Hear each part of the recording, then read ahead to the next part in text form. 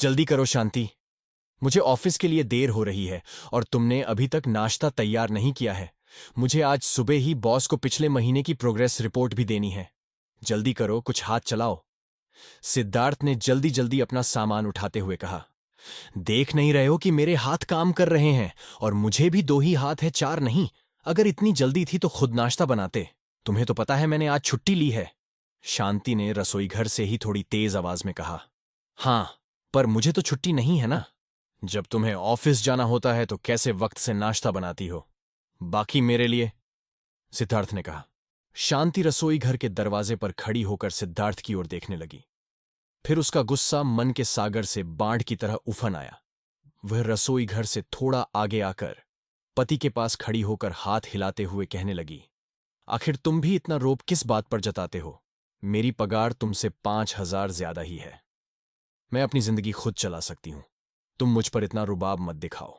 अभी अगर नाश्ता करना है तो चुपचाप टेबल पर बैठो, नहीं तो ऑफिस की कैंटीन तो खुली ही होगी। इतना कहकर शांति पैर पटकती रसोई घर में चली गई और सिद्धार्थ आवक सा खड़ा उसे देखता रहा। फिर आहिस्ता आहिस्ता अपनी गर्दन झुकाए ऑफिस का बैग लेकर वह दरवाजे के बाहर आया।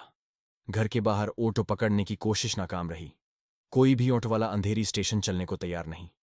वह 2-3 ऑटो वालों से झगड़ा भी करता है, उन्हें RTO में शिकायत करने की धमकी भी देता है, पर ऑटो वाले मुस्कुराते हुए आगे बढ़ जाते हैं। वह सोचता है कि अंधेरी में 10,000 से भी ज्यादा ऑटो हैं, फिर भी उसे ऑटो नहीं मिलता। पर उसे सवालों का जवाब कौन दे? आखिर सामने से बस आती दिखाई देती है। वह जैसे तैसे बस में चढ़कर अंधेरी स्टेशन पहुंचता है। उसे चर्च गेट जाना है। वह अंधेरी से रवाना होने वाली धीमी ट्रेन से ही चर्च गेट जाता है। पर आज तो उसे वैसे भी देर हो गई है। उसे बॉस को रिपोर्ट भी तो देनी है।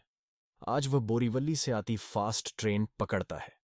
गाड़ी में भीड़ तो है, पर जैसे कि यह 12 डिब्बों वाली ट्रेन है, वह आसानी से गाड़ी में घुस पाता है और कुछ जोर लगाकर अंदर जाकर खड़ा हो जाता है। आज वह खुद को थका हुआ महसूस कर रहा है, जैसे किसी ने उसके शरीर से खून ही निकाल दिया हो। ऑटो वालों का बर्ताव तो वह भूल जाता है, पर शांति के कहे शब्द उसके कानों में अभी भी रेंग रहे हैं। आखिर तुम इतना रोब किस बात पर जताते हो? मेरी पगार तुम्हारी पगार से 5,000 ज्यादा ही है। मैं अपनी जिंदगी खुद चला सकती हूं।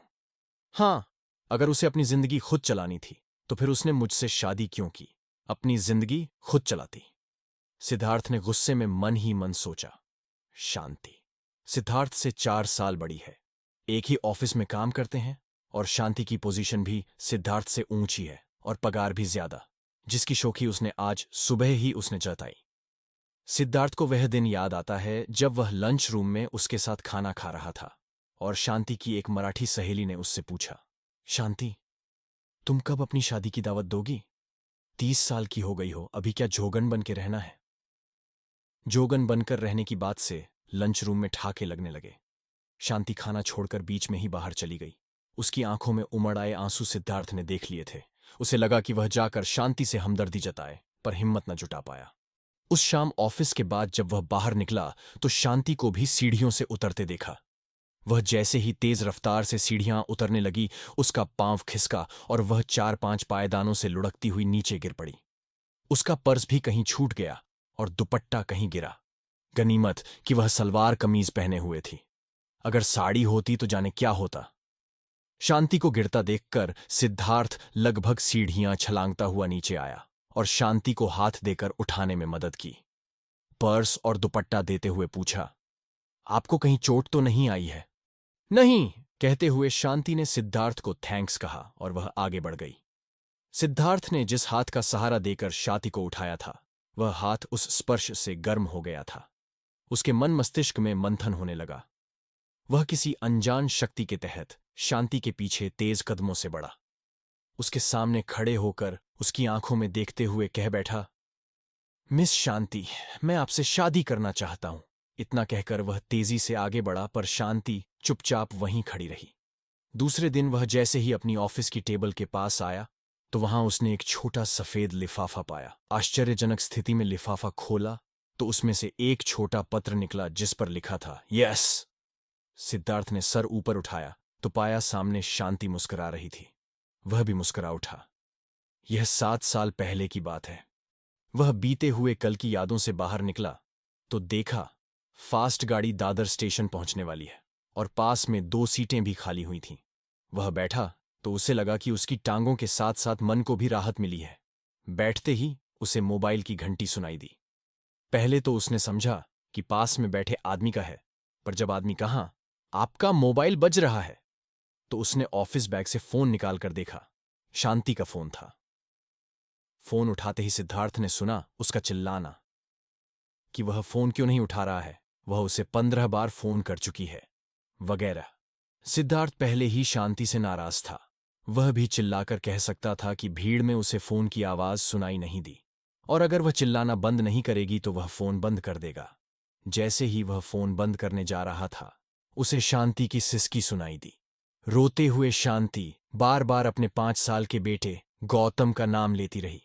सिद्धार्थ ने नरमी से रोती हुई शांति से पूछा, "शांति, शांत हो जाओ और मुझे बताओ कि बात क्या है। गौतम तो स्कूल गया है ना?" रोती हुई शांति ने उसे बताया कि टीचर के बुलावे पर वह इस समय स्कूल में ही है। गौतम को तेज बुखार है और वह क्या करे, उसे समझ नहीं आ रहा। साथ में शांति ने सिद्धार्थ को जल्द से जल्द स्कूल पहुंचने के लिए कहा, पर 2 पल चुप रहकर खुद को संभालते हुए सिद्धार्थ ने कहा, "मैं अगली स्टेशन पर उतरकर अंधेरी की गाड़ी पकड़ता हूं। तब तक तुम गौतम को फैमिली डॉक्टर अशोक शाह के पास ले जाओ। मैं सीधा वहीं पहुंचता हूं और उसे फोन भी कर देता हूं। तुम ओनेटो लेकर सीधे डॉक्टर के पास आओ। कम दूरी पर ओनेटो वाले भी नहीं चलते," रोते हुए शांति ने कहा। सिद्धार्थ को अपना सुबह वाला मंजर याद आया, पर गौतम को तो डॉक्टर के पास ले जाना ही था। नरमी से शांति को समझाते हुए कहा, "ओ टोरमेटो वाले को दुगुने पैसे देना और बच्चे के ठीक न होने की बात बताना। मुझे विश्वास है कि तुम्हें ऑटो मिल जाएगा। सब ऑटो वाले एक जैसे तो नहीं होते हैं ना। अब मैं फोन रखता हूं और जल्द ही डॉक्टर के यहां मिलता हूं।" सिद्धार्थ मुंबई सेंट्रल स्टेशन पर उतरकर सामने प्लेटफार्म से अंधेरी जाने वाली ट्रेन पकड़ता है। उसके मन में गौतम और शांति के लिए प्यार और चिंता उमड़ आई। उसकी आंखों के आगे गौतम का बीमार चेहरा और शांति का रोता हुआ चेहरा दोनों आने लगे। मन में तूफान के आसार भी मंडराने लगे। इस वक्त उसके मन में सुबह शांति के साथ हुए झगड़े और उन कड़वी बातों का कहीं नामो निशान नहीं था। वह सब भूल बैठा है। ये मन भी अजीब है, किस तरह एक छोटे दुख को बड़े दुख के नीचे दबा देता है। और इंसान, क्या इंसान मन का इतना गुलाम है कि छोटे दुख और बड़े दुख में वह फर्क महसूस नहीं कर सकता? कौन जाने।